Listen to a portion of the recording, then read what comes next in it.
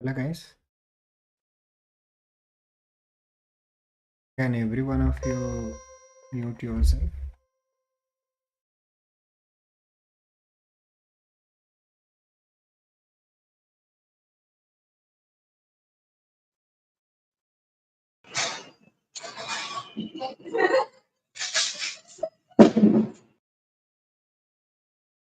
Hello guys, can every one of you mute yourself?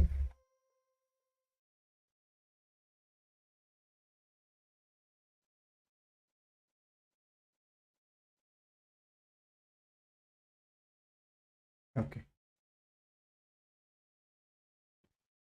Hello, Dennis.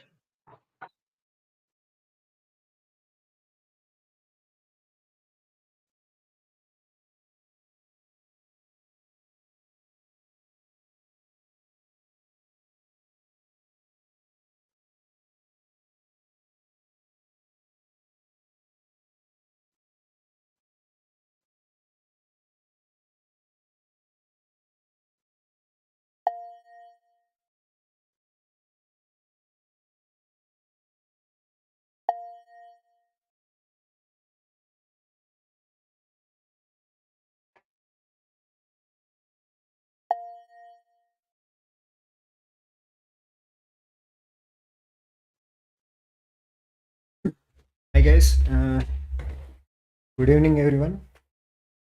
This is day 5 of your training. So today we are going to understand about EDA tools. The EDA tools. Why do we call Xilinx these many times in our FPGA training? What is FPGA actually we have discussed in the last session? And I welcome you all. I hope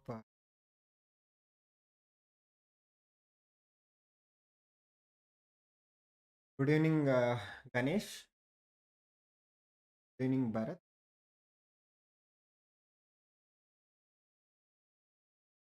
You can interact with me in the chat.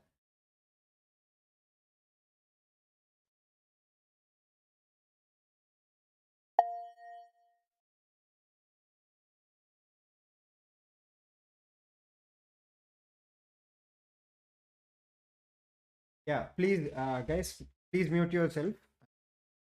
Can be a disturbance. Mute themselves.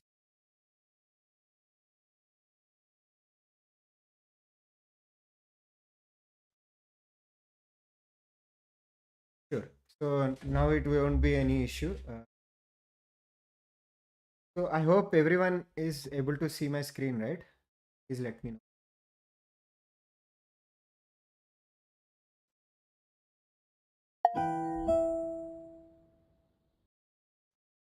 Yeah. Yes. Thank you. Thank you for the rest.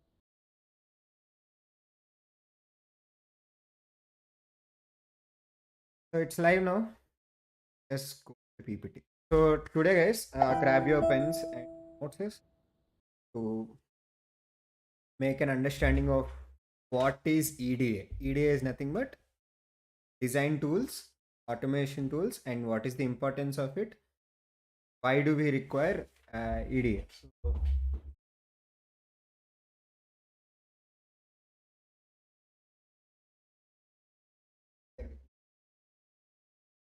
yes. So coming to the today's agenda, today's industrial EDA tools FPGA. I will give you an example, oral examples, and various FPGA boards in the market. I will show you some of these things, and I want to make some recap on the AND gate VHDL flow, development of AND gate implementation. That's one kind of design. We will start from very basic, and we are going to do some advanced stuff from tomorrow onwards. So don't get overwhelmed. It is a simple task to understand. And why do I want to recap? Because from tomorrow onwards, it will be a practical implementation for the next 3 days or 2 days. To understand that flow, you need to recap the previous example that we have created in the end. And Many of them didn't create this, so it will be helpful to them who wants to recreate the design again to understand the test bench and all. Uh, who has completed this thing? Kudos to you all, guys. Very well done. So let us dive into the class today. What is an EDA tool? As I said, before designing a chip, before designing some billions of transistors in it, there was a requirement. There was a requirement of doing a particular block in the chip design. So, for example, if your chip consists of group of AND gates, group of logic circuits, and those group of logic circuits can be there in a block, as I explained earlier. So, in that block design, you need to do it with a bunch of like thousands or lakhs of logic cells. So it will be very complicated to any engineer to design those many number of cells, connecting each one of them and getting the output, checking and verifying the output.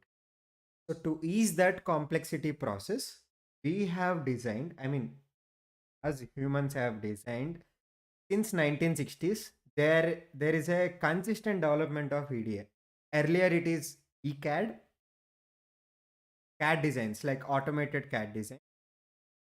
They used to draw the circuits, and then they used to implement on the OEMs. OEMs, I'll explain it a little bit next coming slides. So this is the example of EDA. Why it is to be known? Why is this class today on EDA? Some part of it. In industry, when you want to become a VLSI engineer or uh, any chip design or any other electronics engineer, hardware engineer, you need to go through the EDA tools first. If you want to acquire a skill, EDA tools, like hands-on experience on EDA tools is the must required skill. Hence, I thought it as an important thing to introduce you all to the EDA. Many of you are in BTech, second or third years or in final years, and some of you are from MTechs. What is the importance of EDA? To design complex specifications designs. Like if you have a complex design of billions of now more than 1 billions of transistors are getting involved in a chip. How will you design those billion inside a chip? Here comes the idea. I'll explain a little bit why, what, how. And today's best technique is to learn anything and to understand a simple subject or any, take a topic and question around that topic, like what is this topic, why is this topic, how is this topic required, and who has implemented this topic. So if you have asked set of WH questions around this topic, you will understand this very well.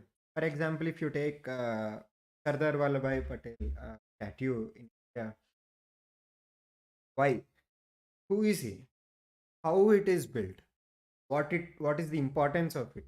So you ask set of questions around what. If you take a example of chip, you have a chip, and if you say why, what, how, and who has done this, and what are the tools required. So in this set of questions you will find the answers to be so confident in the industry. And when you know the answers, right, in the interview it will be very easy to face any type of question. So that kind of clarity gives you a confidence in learning the subject. That's the importance. So first question is, what is an EDA tool?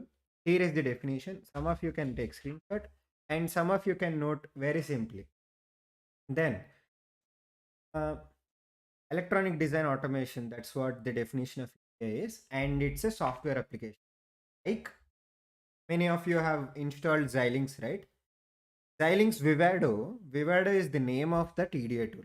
Like Synopsys is a company, Cadence is another company, Mentor. I mean, Siemens has acquired Mentor Graphics, but Siemens also has EDA tool named Siemens EDA.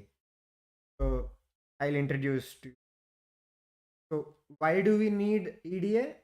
To simplify the complex designs and ease the process of manufacturing. Without EDA, we couldn't have accomplished those complex technologies, and we couldn't have achieved this latest technology in our hands. How does EDA work? As we know, every work or every set of tasks that were assigned to you or that you are going to do has a particular thing, a particular steps to do. So EDA also works with a particular flow of steps. That is what we have been discussing, design flow. So in that way, every EDA tool differs from company to company. Some companies will provide only verification tools.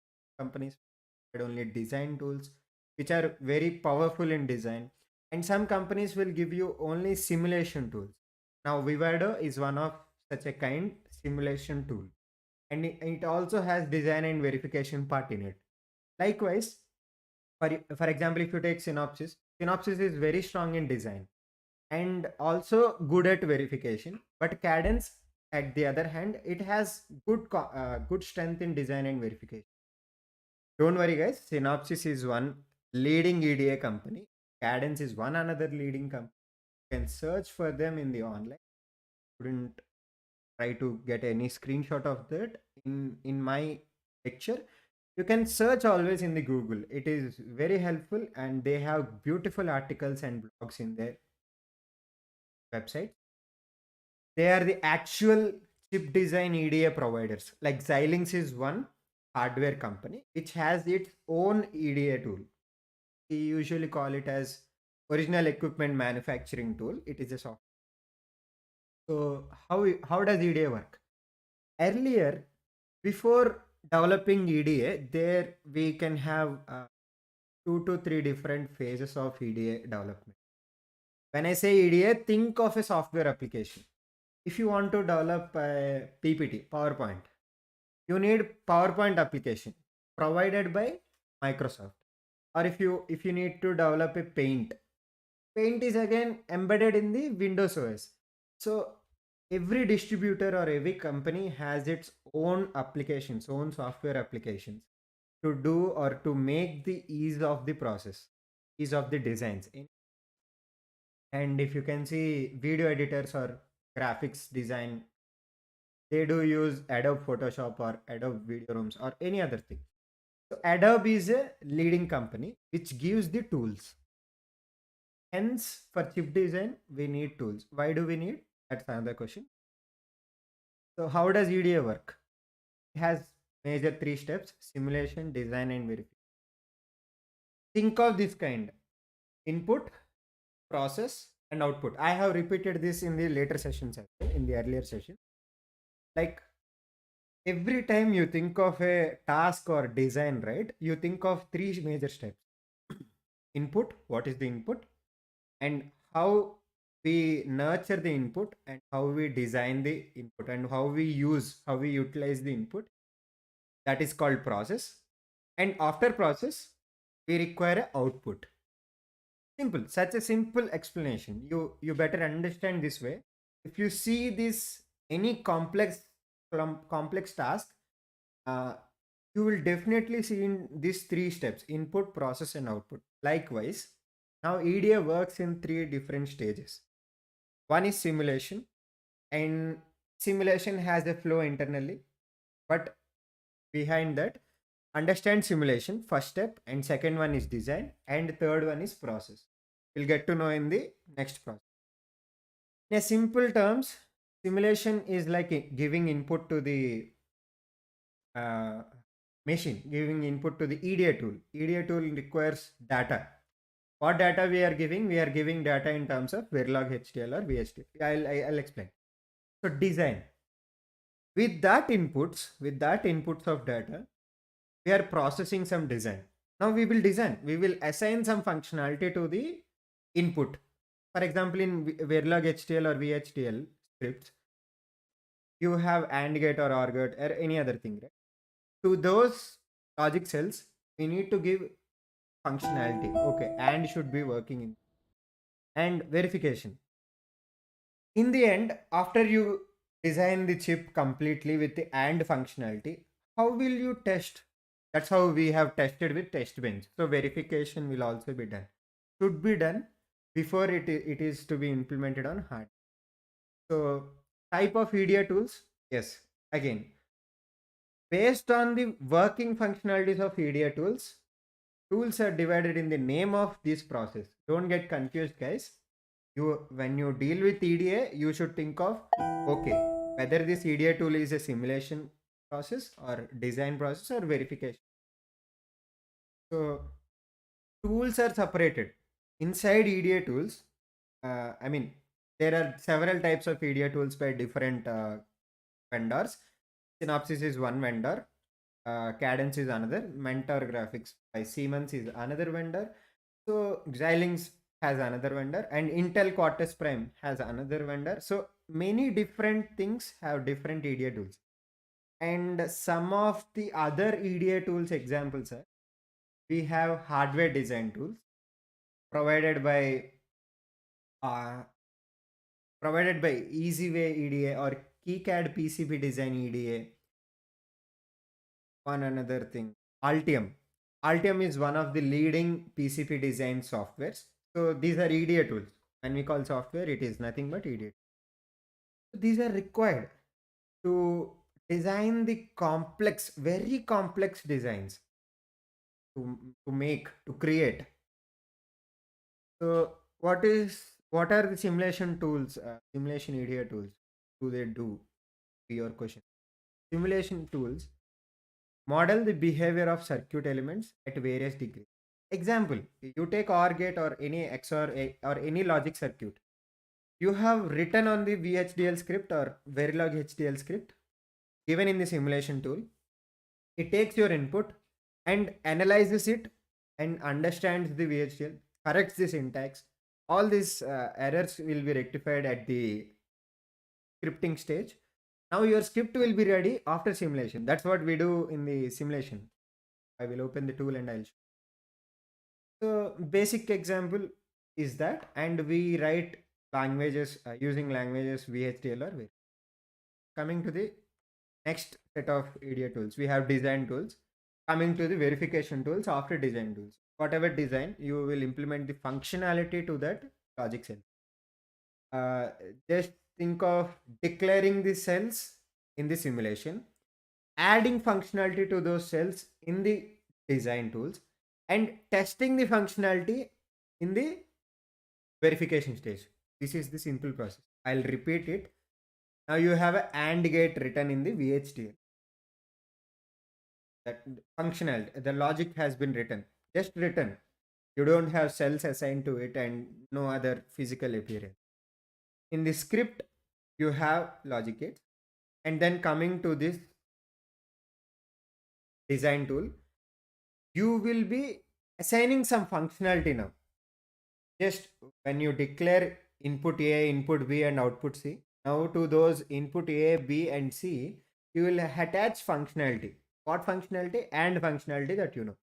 Then after, in the verification, after the design has been successfully synthesized, in the verification stage, you will check with the outputs and inputs that we have done.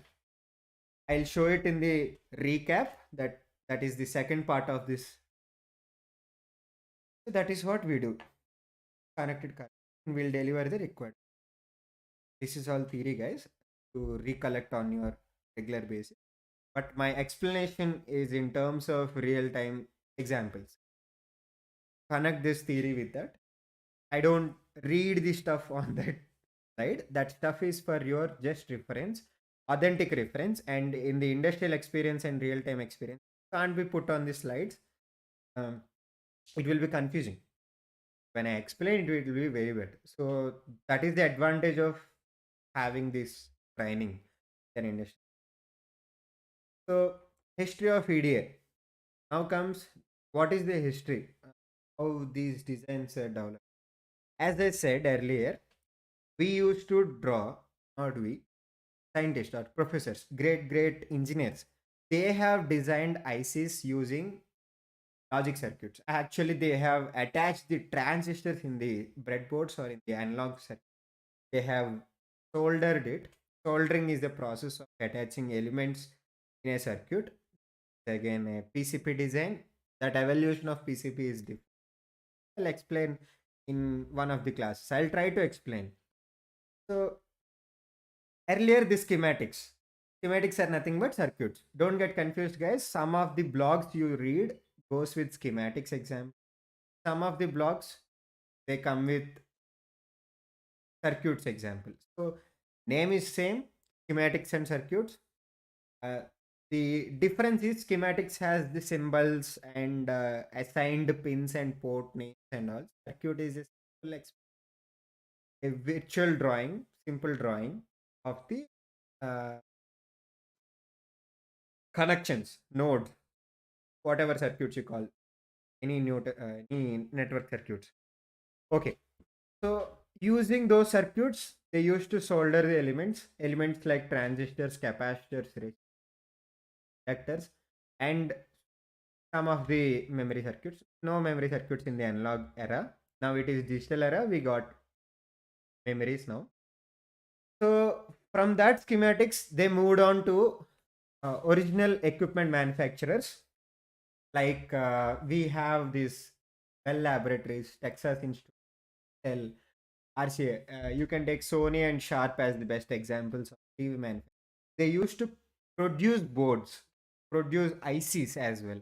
ICs which can do the programs. Like they can also implement calculations. They can implement the counting of the figures, or simple digital clocks or simple analog clocks.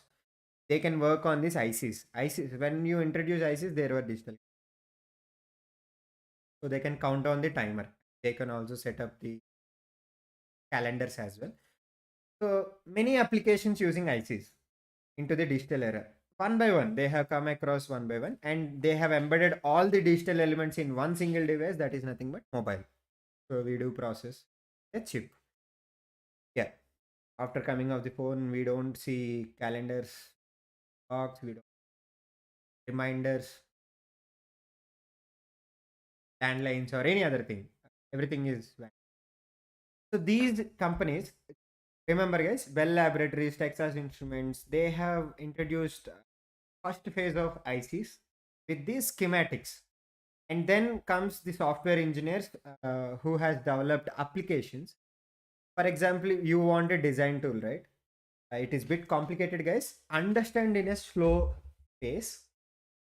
You want an IC, but in that IC, there are a group of transistors to be aligned in a logic function to get an or function. So when you connect transistors in this bunch of this thing, you get an or function. For example, if you take 4 transistors, you make one or function. That is good. What if you have 1 lakh transistors to be embedded in the same IC, and you can't design all 1 lakh transistors? Take decades of days and of work, and you can't be so sure about the result or output.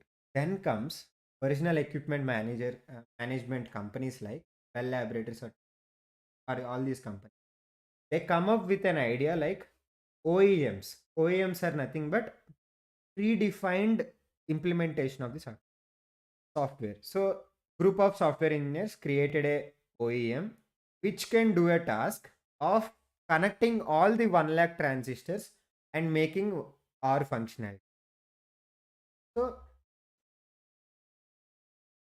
they have started using OEMs, and after that evolution of OEMs, they have combined these all elements of functionalities. One OEM can create OR function, another OEM can create another XOR function, or any full adder circuit function, half adder circuit function, or timer function. Some can give you a delay function. Only just it produces a delay. How much delay you need? Nanosecond. In terms of nanosecond, it delays. So they have created bunch of OEMs, and they have implemented all OEMs into a one integrated design software that is nothing, an automated design flow with EDA. So you can design your circuit using EDA with all these functionalities. That is what EDA is now ruling the chip industry. So electronic design automation. So you should know the importance of EDA and how this EDA got evolved from schematic, CAD designs, OEMs, now design automation too. And to acquire this EDA in this third phase, this is the third phase. In the first two phases, you can see from 1960 to 80. First phase of EDA, but EDAs were not introduced at that time. They were going with schematics and circuits. And second phase, they have implemented OEMs in their own thing. So, and then OEMs are provided by the things. So there were OEMs integrated by the large teams of software tools to automate the design. So if you want to design 1 lakh transistors, I mean circuit with 1 lakh transistors, want to design a circuit such a big of transistors, it takes days of work, and you will never know whether you get a output of desired specification. Then automation is the thing that they have decided to ease the process and to increase the working capabilities. You can increase the quality and quantity of the design. If you're designing 1 lakh transistors in a circuit in one day, it might take 30 designs for 30 days, right? So if you can implement with 100 people with 100 designs in a day, how it would affect 3000 designs per month. So that's how they have automated the process and they have increased. Understand the maths. So now synopsis and cadence and mentor graphics. These things are must required to know. Companies are ruling EDA, and this is of ASIC design industry. As they have wherever you go, when you understand EDA knowledge, right? It is easy, and they are very costly. EDA tools are very costly. The licenses are very costly, and only few companies like Intel, Global Foundry, some tech companies, very few. Like now, Infosys have, Tech Mahindra have, and also Capgemini has this. So with these tools, they design the chip. That's the importance of EDA. Whoever has this EDA tool in their hand, those companies like Synopsys, they are ruling the chip design industry with their own capability. They have again 1, 2, 3 rankings every year or every. Why is EDA important? It's a summary, guys. Understand, to work on high level of complex design. Complex designs in terms. Now we are involving not lakhs or not 100 lakhs. It is about billions. Billions of transistors. Assume you can understand billions means how can we implement billions of transistors in 1 nanometer of 14 nanometer.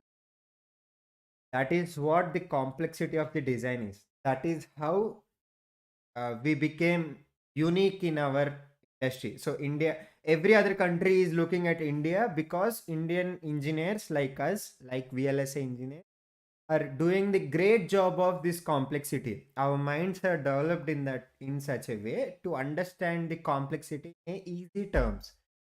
Uh, Many other people will also understand it, but we are way ahead of them. And then we have lot more experience in the EDA tools than any other uh, candidates doing that chip designing in the different countries. So India has huge market in VLSA, and electronics. The domain of electronics is booming in industry in India, especially in VLSA and embedded. Nothing less and nothing more. Embedded opportunities are very high, and also VLSA opportunities are very high, but they don't make sound. Those job opportunities don't make sound in terms of software. If you refer these jobs with the software engineering roles, they don't do that much of sound because very few engineers become VLSA. Very few engineers become embedded or electronics. Now, many few people are coming to the core. Shouldn't be the case. it should be like whatever your passion is, that should be followed. Think of these guys. You may not know what is your passion, and if you deep dive into one thing, okay, you might go with the flow. But if you go into one thing and if you are not sure about that particular thing, come back or be there and think of one moment and think again about the next best thing, about your passion.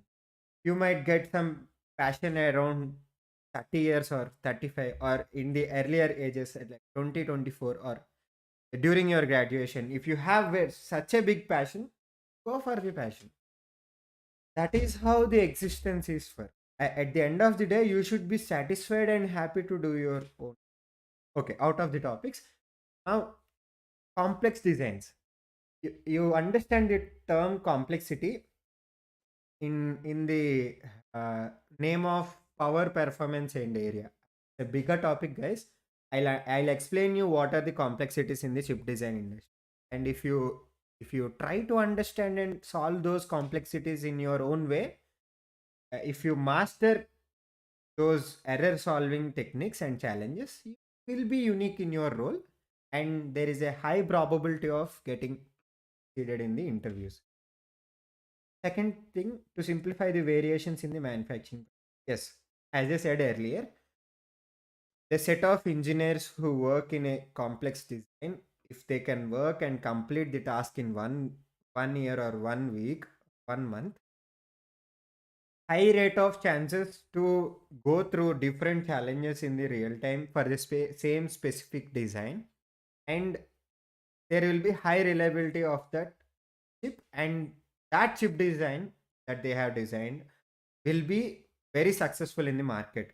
That is how we got Qualcomm Snapdragon 835 processor. It is very successful. You can also take Triple 8 Snapdragon, one of the finest architectures by the Qualcomm. It has ruled over the cell phone industry, mobile industry. As well as if you take i7 from the Intel, it has great architecture as well. Everything comes from ARM based architecture. So it should be a mandatory thing for you, all VLSI engineers who are aspiring now. You should understand the architecture of processor. Is a must thing. Whether you work in that architecture level or whether you work in the other design level, you should understand the architecture. Why? Because you should understand how a processor from the input to the output. If you understand the architecture, you will understand the process in between input and output. Yeah. And to increase the reliability, here comes when you design a chip and when you provide it to the manufacturing, right? In there, they won't check the functionality or errors. They simply follow the instructions and rules of what you have. So to reduce the huge cost burdens for an error, yeah, this is an important task. Your interviewer might also check this with you whether you are having an appropriate knowledge. The thing is, uh, what is the cost that a company should bear when they go through an error in the manufacturing stage? So they will order some lakhs of chips or some billions of chips to be produced by the end of this year. And if you have an error, and with that error, if you have produced billions of chips, there will be a huge loss of material, huge loss of expenditure that they incur to the client companies. One of the leading manufacturers is TSMC. If you make some error in the chip, it is of no use. Is a it is a waste of time and money, efforts, and every other material. So that will be in trillions of dollars. That is a huge loss. There are one two cases of this kind. You can search the news articles. So now, to derive a flawless designs and highly efficient, yeah, that's what we are aiming, right? You provide a chip without any error. It should be very efficient ones in terms of power, performance, and area. Please make a note of these three things: power, performance, and area. That's what we think when we design. That should be in our mind. So, coming to the next topic, what are the available FPGA boards? So, these are the example FPGA boards. This is from Altera, and again from Altera. You can understand the architecture. Every board you see, you can see the examples, like some elements are common. What are the common elements? You can see the ports, you can see the pins, right? And you can also see the processor and some other uh, chips which can store the memory elements. And you can see the development boards, you can see the buttons. So ports, this Ethernet port, and pins, GPIO pins, and Altera processor, buttons, some resistors and capacitors, and resistor R25. They have specific values, those will not be. And entire functionality of the board will be written from the level of script in the VHDL or Verilog HD. You write those, it will be embedded here. And then FPGA board. It is on another example of Cyclone 5 system on chip association, and it has an architecture of ARM. I can give you an assignment, guys. Today you can have an understanding of ARM Cortex M0 processor. Understand the architecture. It is available in the. Go through it. Come back to me with the questions. Just understand the flow. How these architecture will be set up in the process. So you need to understand the process, that architecture. Again, if you see the third board, you have processor, pins, Ethernet port. You can see the buttons, and some of the boards have displays. Fortunately, these can't have this, but they have display VGA connections and USB ports as well.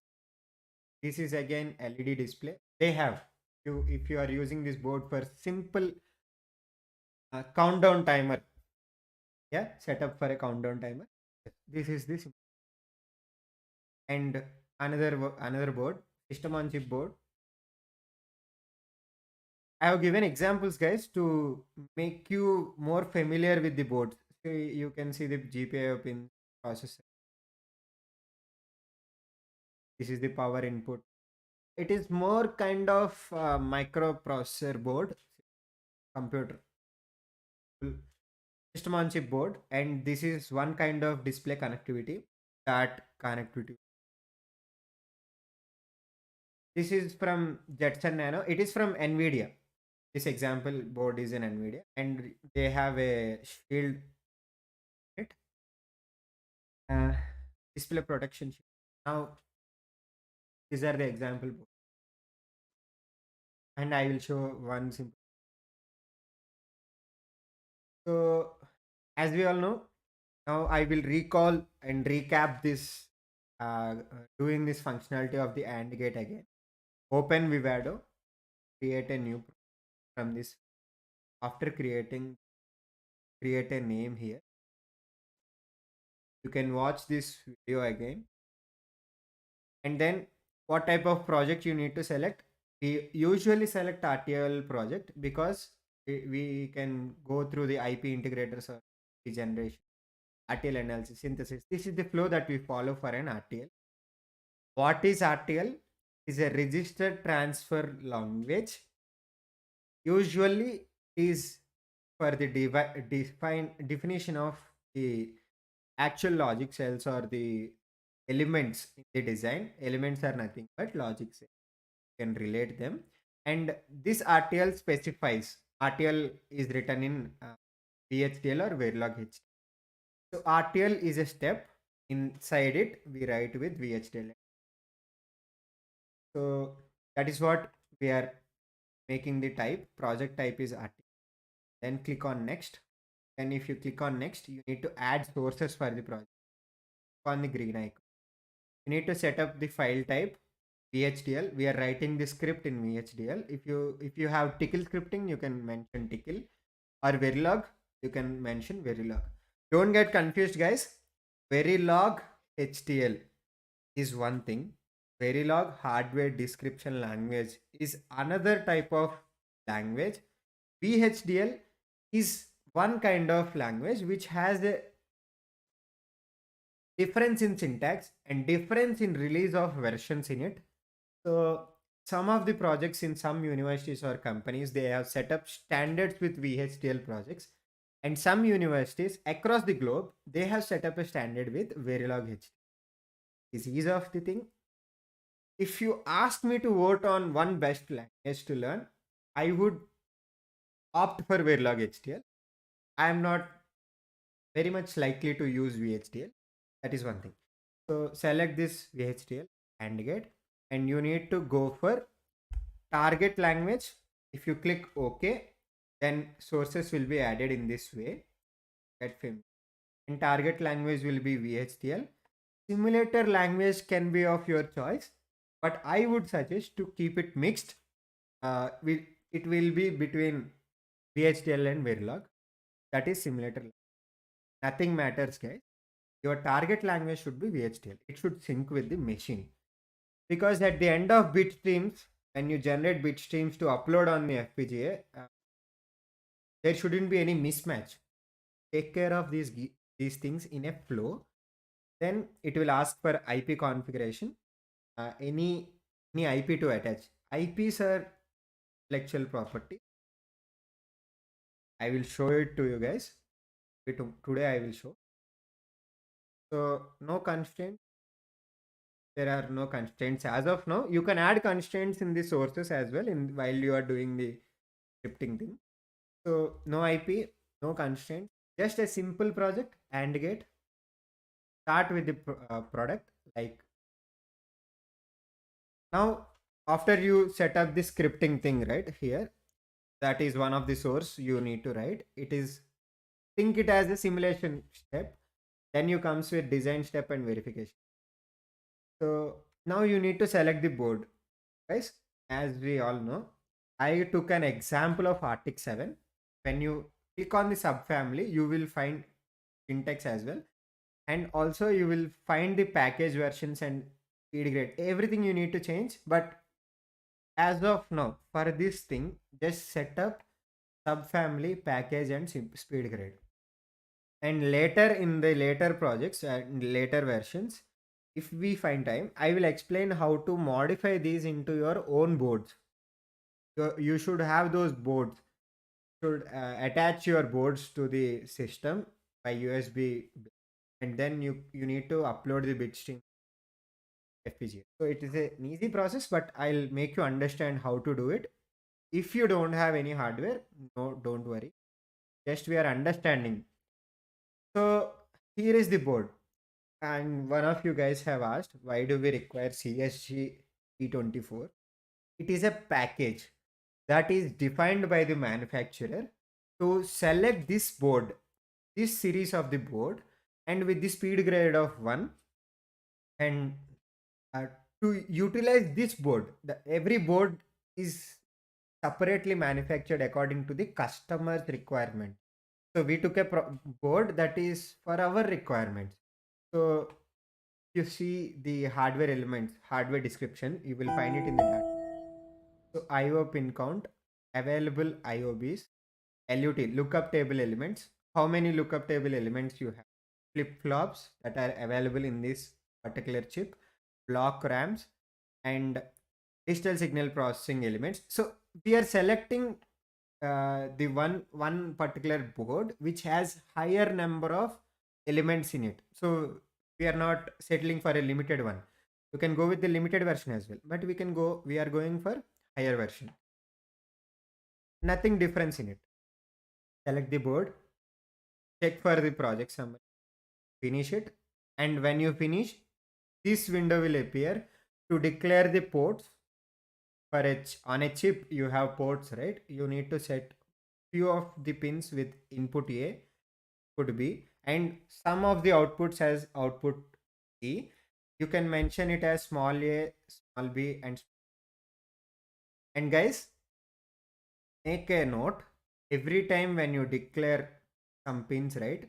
you need to be very sure about direction. Direction is nothing but output, or is it a ground pin, or is it a power voltage pin. You need to declare the direction, like what is the use of that pin. Define the direction.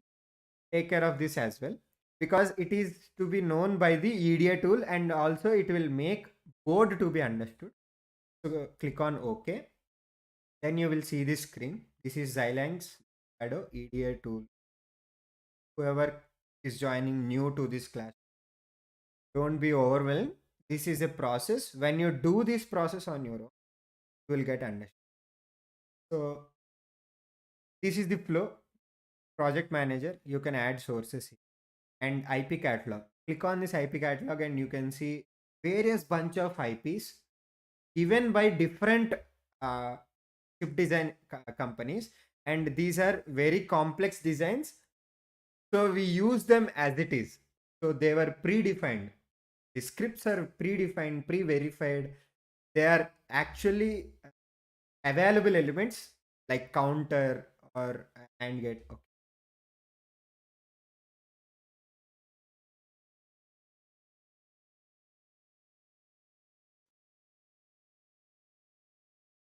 Ending.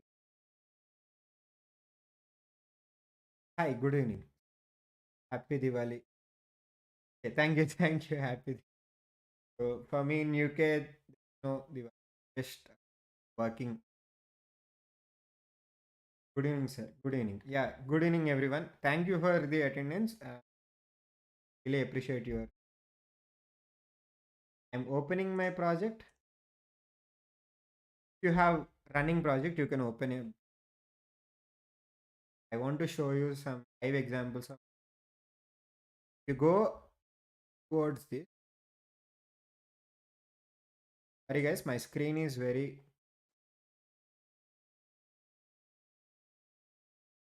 See, here you can see bunch of IPs. IPs are nothing but intellectual properties provided by different vendors. Like if I am a company, I will be giving an IP of counter, which has best efficiency counting numbers from 0 to all other count. So some other IP providers are provided by some other companies. For example, you take Broadcom or any other company, they give you some IPs.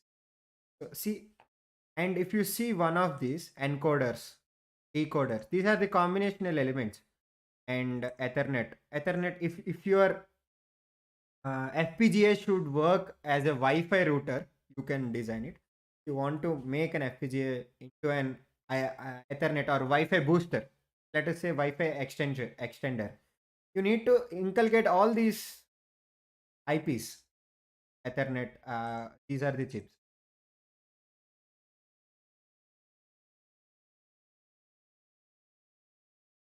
I'm ruining my.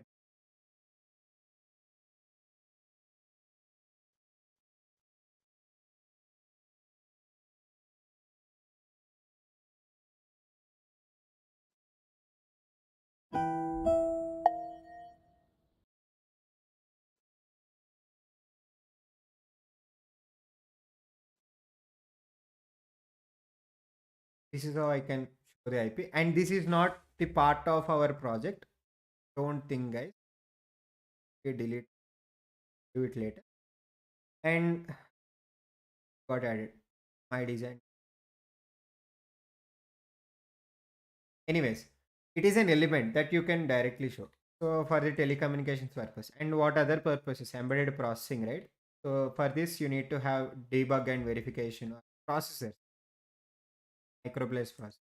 We'll go through these processes. We'll go through this process.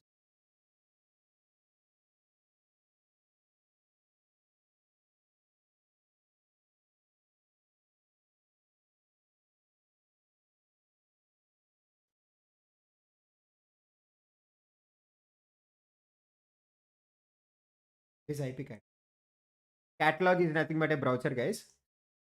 And AXI interfaces, output in. These are all the required things that you should be working on. You will work, you will learn. And for any video and image processing, right? If you attach a display, You need to generate a GPU for it. So graphics accelerate in the processor. So you need to attach all these functionalities to your FPGA processor to make it a bigger motherboard. From that FPGA, you can run your own Windows OS as well. So whatever functionality you give for this thing, whether the FPGA should work as internet device or display device, or it should work as a gaming device, any other thing, communications, RF communication. So math functions, very simple. You can see dividers, floating point, multiplier, square root, all these functionalities as an IP, you can attach it, directly attach. It has a program in it. That is how. Come back to this. Now we have VHDL ready with us, and this is the flow. I have explained this flow as well. Now we need to check the functionality of the code. We need to add the source. You add the sources for test bench. Click on the add source project man. You can see the source and create a VHDL test bench. Name it as and underscore TB. Again, when you want to add sources, right? Click on that add source in the project manager. Click on the plus icon and underscore TB and OK. Then after, go with the summary part, click finish, and you need to mention again these ports. But here, if you don't mention, don't worry, we can write the script in the VHDL script. You can mention the ports here. This is one way of declaring ports. So in the test bench, how to write test bench? As I have earlier told this flow, you need to think of 4 steps. First one is declaring the ports. Second one, declaring the signals to those ports. What type of signals it should go through. So if you give input A should go through the STD logic of port input A. So it relates. And third one is we do mapping between the ports. So in the test bench, you have input A, input B, input C. This script you have input ports declared. This should match with the actual VHDL code, original code, source code. Source code and test bench code are different.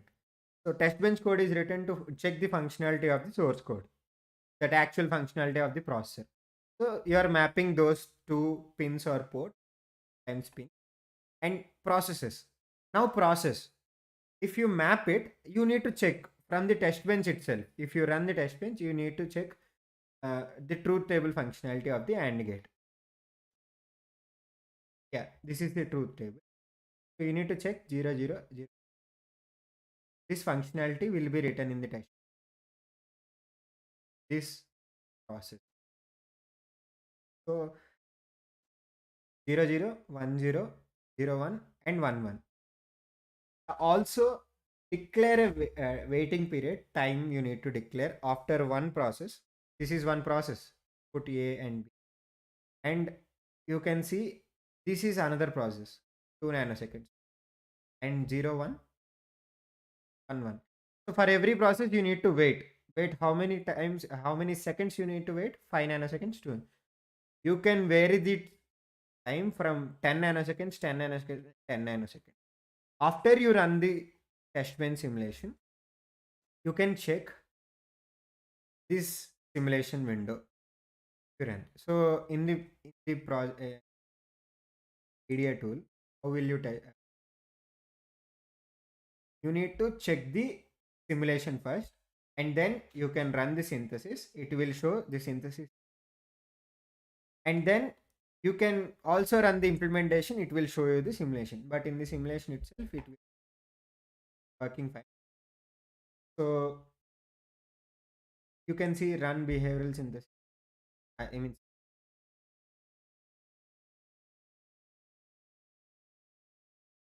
so if you run the simulation, you will find the output takes the test bench as for your functionality. If you have board, you will check the functionality on the board as well. But now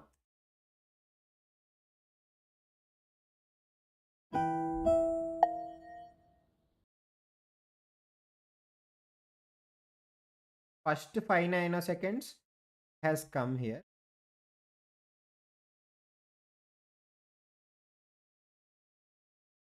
5000 picoseconds. See, PS is picoseconds. If I minimize nanoseconds, 5.000 nanoseconds. And be aware of those units conversion as well. You should be familiar. And after 2 nanoseconds in the process, in the test bench, as you have written here, first 5 nanoseconds, 0, 0. A and B are 0. The simulation as first 5 nanoseconds, A and B are 0. See, the value changes here. A and B are 0 until 4.99. Okay. Now, when I take it to 5, the value changes from A to 1 and B to 0. How it is getting changed? It is getting changed through the test bench VHDL vector attached to the source code. So that's how you add source agree. So after 2 nanoseconds, come to the 7th nanosecond. Now B is 0, B is 1 and A is 0. And go forward, it will take you to the other 2 nanoseconds. And now A is 1, B is 1, then only output is 1. Understand the functionality, guys? Now in the FPGA, what we are doing, if you are giving A as 1 and B as 1, you are getting output as, imagine that you are working. So it lasts for the entire time period. This is it.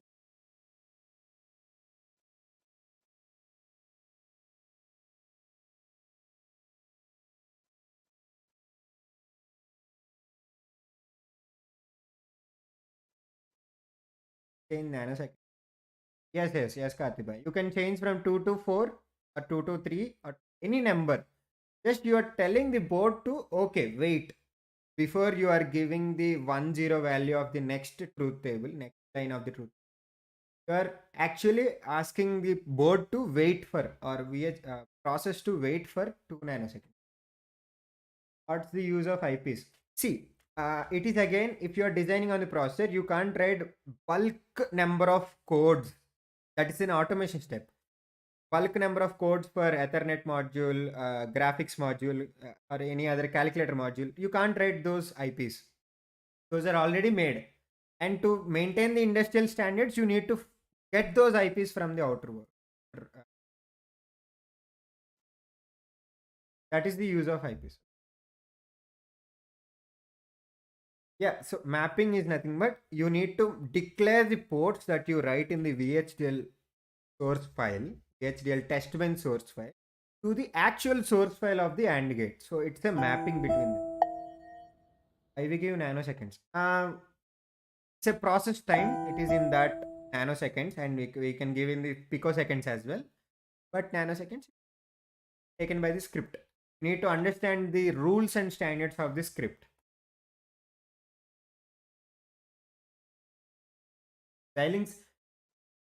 Xilinx is a board provider, hardware provider. Only for simulation? No. You can go for design and verification as well. Xilinx provides.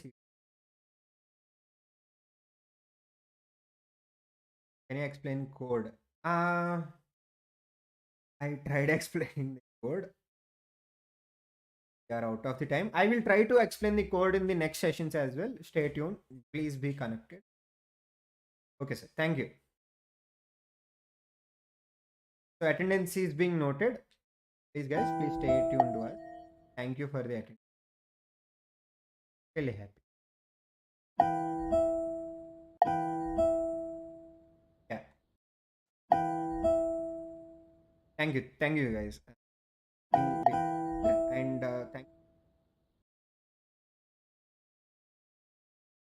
please be regular, guys.